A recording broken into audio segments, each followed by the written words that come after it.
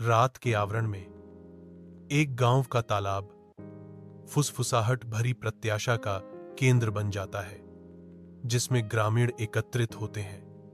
उनके चेहरे आकाश की ओर उठे हुए हैं। रहस्य की एक स्पष्ट भावना हवा में भर जाती है, क्योंकि समुदाय खगोलीय घटना चंद्र ग्रहण का इंतजार करता है। निर्दोषता चिंता के साथ नृत्य करती है, क्योंकि बच्चे बेरोकटोक उत्साह से उमड़ते हैं, जो बड़ों की गहरी चिंता के भावों के विपरीत है। तालाब आकाश को दर्शाता है, जो ग्रामीणों के ऊपर उठे चेहरों और ग्रहण की बढ़ती प्रत्याशा को दर्शाता है। जैसे ही चांद धीरे धीरे अंधेरे में उतरना शुरू होता है, परछाइयां लंबी हो जाती हैं, जिससे उम्मीद भरी चेहरों पर एक अजीब सी चमक छा जाती है। अंतिम किरण के लुप्त होते ही सामूहिक रूप से सांस रोकी जाती है, जिससे गांव लगभग मूर्त चुप्पी में डूब जाता है, सिवाय चिंतित प्रार्थनाओं की धीमी फुसफुसाहट के। राहुल अंधेरी पहाड़ी पर अपनी एकाकी चढ़ाई शुरू करता है।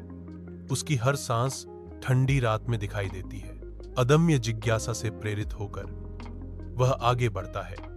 उसकी निगाहें स्वर्ग पर टिकी हैं। ठंडी हवा उसे चारों ओर चाबुक मारती है, क्योंकि वह ठंड से बेपरवाह होकर अपनी चढ़ाई जारी रखता है।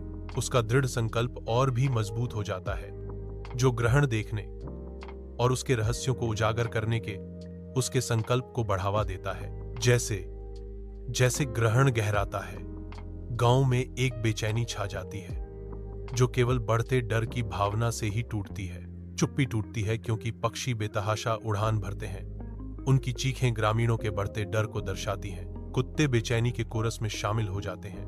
उनकी भौंक रात को भेदती है, जिससे ग्रामीणों का आदिम आतंक बढ़ जाता है। डर अपनी पकड़ मजबूत करता है, क्योंकि प्राचीन आत्माओं की फुसफुसाहट हवा में भर जाती है, जिससे ग्रामीणों की बढ़ती दहशत बढ़ जाती है। छायाएं लंबी होती हैं और तालाब की सतह ग्रहण के भयानक तमाशे को दर्शाती है, जो गांव की गहरी निराशा को दर्शाता है।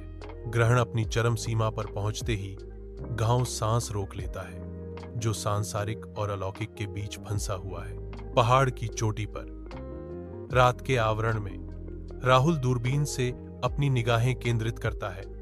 चंद्रमा के रहस्यों की तलाश में एक भयानक खोज सामने आती है, क्योंकि चंद्रमा की सतह पर अंधेरे आंकड़े उभरते हैं। शांत भ्रम को तोड़ते हुए दृष्टि से लकवाग्रस्त वह अपने सामने असंभव वास्तविकता को समझने के लिए संघर्ष करता है। राहुल डर से कांप उठता है। ब्रह्मांडीय भयावहता के प्रकट होने पर उसकी रीढ़ की हड्डी में सिहरन दौड़ जाती है। गांव का तालाब, जो कभी शांत था, अब हिंसक रूप से मंथन कर रहा है।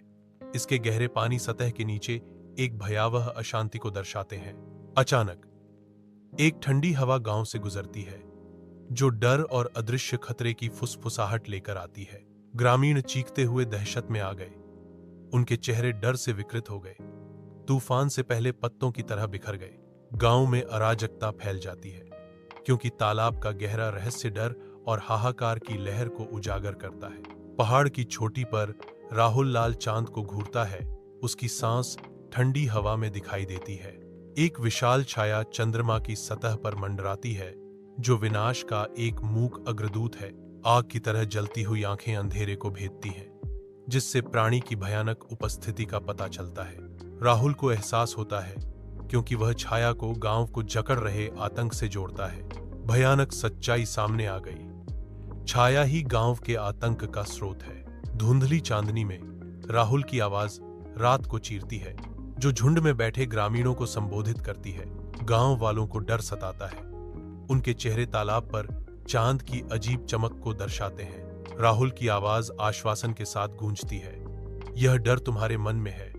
ग्रहण प्रकृति का खेल है, लेकिन अगर तुम डरते हो तो वह अंधेरा वास्तविक हो जाएगा।